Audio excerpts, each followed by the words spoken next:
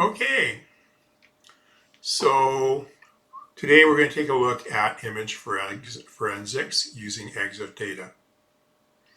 So reasons why we would do this is if we can find out where an image was taken using GPS data, if we can locate the camera or the camera serial number,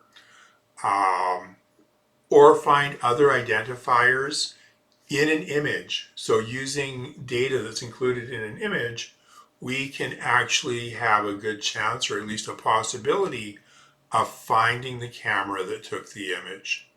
So obviously cyber stalkers who may take images of their victims and display those images online or impersonate their victims online, for example on dating websites, or perform various forms of harassment.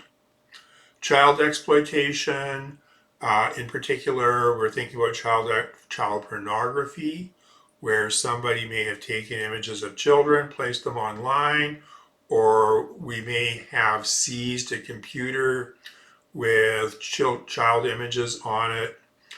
All of these types of scenarios, if the EXIF data is still contained in the images, and it is possible to remove and alter EXIF data, if it's there and if it's accurate, it may help us to locate the perpetrator. Same thing, stolen cell phones. Obviously, there's other forensics applications to this. There was an example where somebody, I believe it was in France, was manufacturing crystal meth, and they took a picture of their product used their kitchen table, took a picture of their product with a cell phone, and then posted it on a website on the dark web. Law enforcement was able to download the image and then locate the meth lab simply using the GPS coordinates from the image file. Now, some services such as Facebook, Instagram, these types of things will actually remove the EXIF data from images when they're uploaded. Now, Facebook, Instagram, these other types of services will preserve that information in their own database, but they won't make it available on the web. So if somebody has posted a picture of themselves, you might download that image, but the EXIF information has been removed from the image. Metadata. What is EXIF data? It's metadata that's contained inside of the image file itself. Contains information about the camera, GPS information, the time, the date, all of this type of thing, the shutter speed possibly, what type of camera. There's a lot of information that we can actually glean using EXIF data.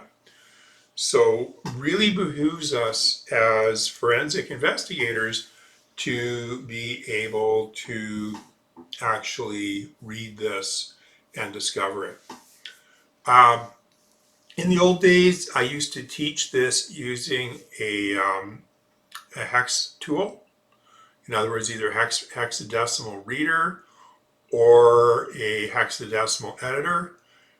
We have now discovered this tool that will allow us to do it, and I'll talk about that in a minute.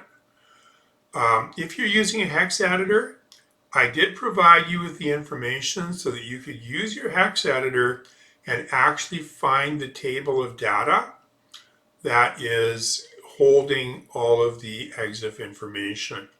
Now, if you think about the EXIF data, it's really just header information that's contained in the image, or in the image file, I should say, no different than the header information, for example, in a Microsoft Word file.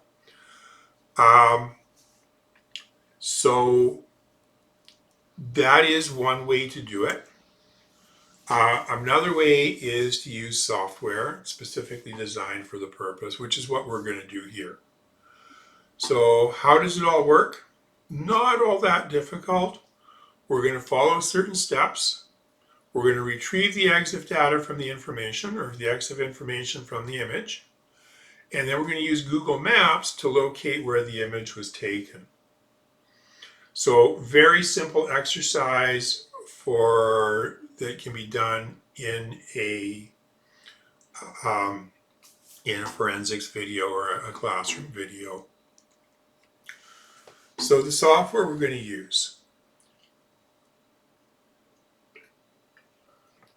The software is called ExifTool, and we can download it.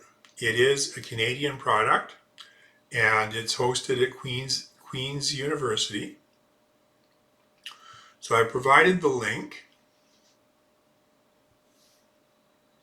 So here is the download link. This is written by a fellow named Phil Harvey, and it will allow you to read, write, and edit meta information in a file. What you need to remember is that it's possible to use software like this to modify EXIF data. If the EXIF data has been modified, it could be misleading. It could be designed intentionally to lead an investigator to another source, things like that. So we want to be very, very careful when we're doing our investigation. The average criminal probably doesn't have the wherewithal to do this, but we should be aware of the possibility, particularly if we have to go into court. Some really great advantages of ExifTool is command line software. It has a lot of options and it runs on a wide variety of operating systems. So it will run on your Mac, it will run on a Linux computer, it will run on Windows. You can just download it and install it. The website contains full instructions for doing that. So I would invite you to do that so you can explore the software. I've got a couple of examples here. So picture here, photo of a Canon 20D, which is an older camera, and it's a digital SLR. You can see the serial number of the camera is listed here. And what we're going to do is we're going to look at an image that was taken using that camera. So here's a beautiful image taken of the Fraser Valley near Chilliwack, looking out over the Vetter Canal. And we want to find out what we can find out about this image. Now, this particular camera does not hold or does not have a GPS system installed. So there's a limitation on what we can find. So first thing I did was I took a checksum of the image. So for forensics purposes, as we explored previously, here is the checksum information. This is the Shaw sum. Then, using ExifTool, the image name went for the make, serial number, and create date of the image. So we find out this is a Canon. The serial number matches.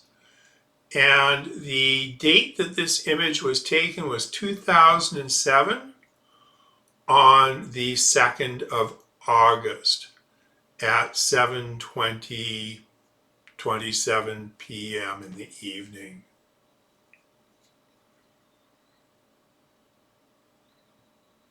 Another example, this is my underwater camera. It's an Olympus stylus. It's a tough camera. Here is the serial number once again. Here is the camera. And if we look at an image that was taken with this camera, yours truly holding a Harris Hawk, and we can do the same procedure. We do a Shaw sum to get the SHA so that we can prove that the image wasn't modified or altered. We get the make of the camera, the serial number, and the create date was 2010 on the 4th of April at 16:49:07.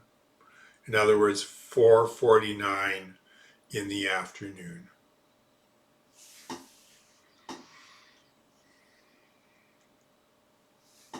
So let's look at an investigation.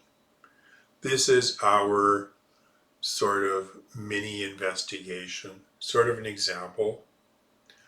And you may or may not have heard that there is a dangerous spy who has been operating in the Vancouver area. Now, not much is known about this spy, except a couple of images have surfaced. They were captured and taken from an enemy agent. So here we are. We see the same individual in two different locations. We have location A and location B. Note that the spy is very distinguished looking and is well dressed. Obviously, this spy associates in very elite circles. So let's take a look at these images.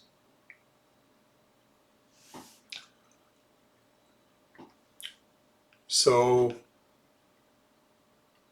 we can use two examples here. One, this was done using the command line on a MacBook, and this one was done as well. So let's take a look. Or pardon me, this one was done on the MacBook, and this one was done on a remote server. So the two images are called spy1.jpg and spy2.jpg, and that corresponds to spy1.jpg, spy2.jpg. The files were placed in a folder, and then the following information, the file name, the GPS latitude, GPS longitude, GPS altitude, and the create date. The T means to do the data in tabular format. And notice that I just used a wildcard for the file name. ExifTool will look through the directory and do and retrieve the requested data from all of the files in the directory and then give them out in alphabetic order. Very, very handy. So if we look at this information, we can see the GPS data. We can also see the distance, the altitude above sea level.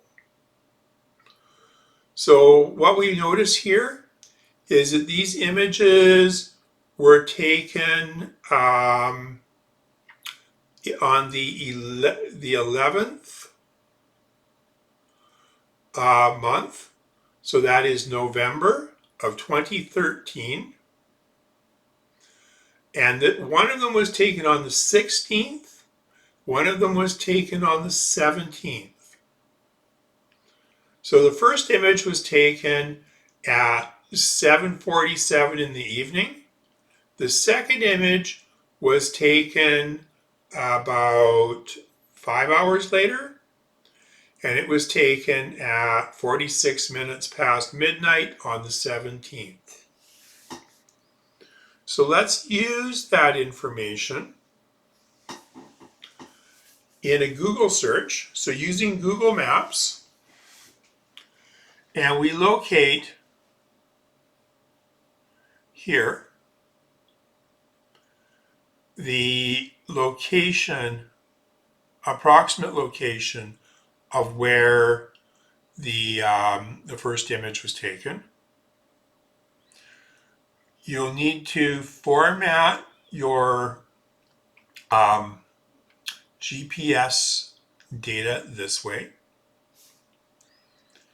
And then the second one was taken here. So if we look at these two images, we are looking at a 1-block radius along Hastings Street between Hastings and Cordova Street.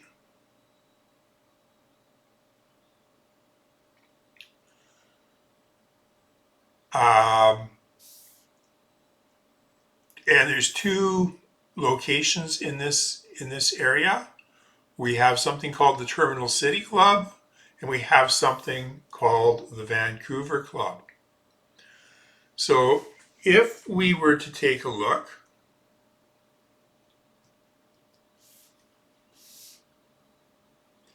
at these places, which we'll do in a minute, note that this one is more further back towards Cordova Street, and this one is more towards Hastings Street. This one is more to the west. This one is a little bit more to the east. So, spy image 1, notice the altitude difference, 34 meters above sea level. This one is 12 meters above sea level. So there is a difference of 22 meters in altitude. Yet we see when we look at the map that these two images were not taken very far from each other. We also know these were in downtown Vancouver in Cole Harbour. So we can make an assumption that one of them might have been taken on an upper floor and one of them might have been taken on a lower floor, or one's on the top of a hill, one's at the bottom of the hill. What we find is, and I'm using Google Street View here, is that the most likely scenario is that the first image was taken on a higher floor in this building. This is the Terminal City Club Tower, and this is the Vancouver Club.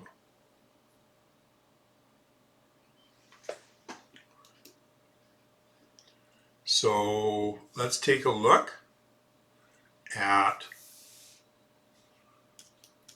Vancouver Club.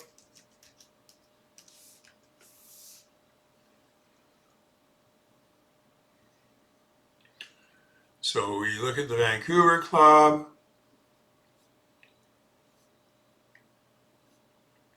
and we see that Vancouver Club looks like an interesting place.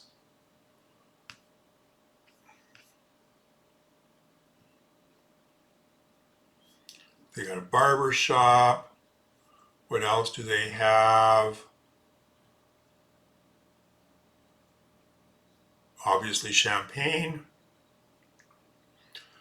We can look at the place, and what we actually find out is this is a fairly high-end club in Vancouver. The other one?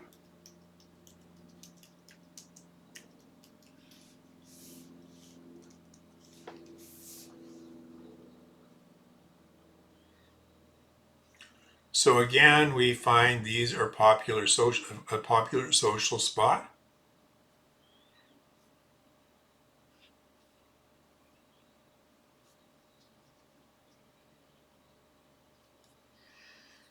Okay, so what we can surmise from both of these clubs is that they are private members clubs in Vancouver. If you do your research, you're going to find that this tower is actually the Auberge Hotel, and this is where the first image was taken, up here on one of the upper floors. And the second image was taken in the Vancouver Club. Now, using the data from GPS and from GPS altitude, what we find is the second image was taken on an upper floor in one of the suites. The second image was taken in the ballroom of the Vancouver Club.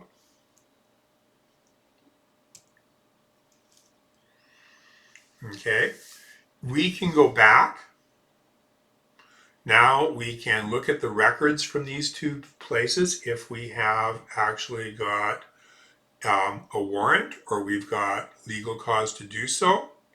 And we can find out who was registered in both of these locations in November of 2013 on the 15th and 16th. And we can narrow down and find our suspect. So, second example, there is an evil genius. This is the evil genius who may be even working with the super spy. And we see the evil genius in his true habitat actually giving a lecture on cybersecurity using the EXIF information from that particular file. So we have the file here. It's called dangerous.jpg. We use ExifTool and we get the EXIF information. Using that, we can actually locate where he was at. And I would leave it to you to do that particular investigation. So that is the end of our presentation.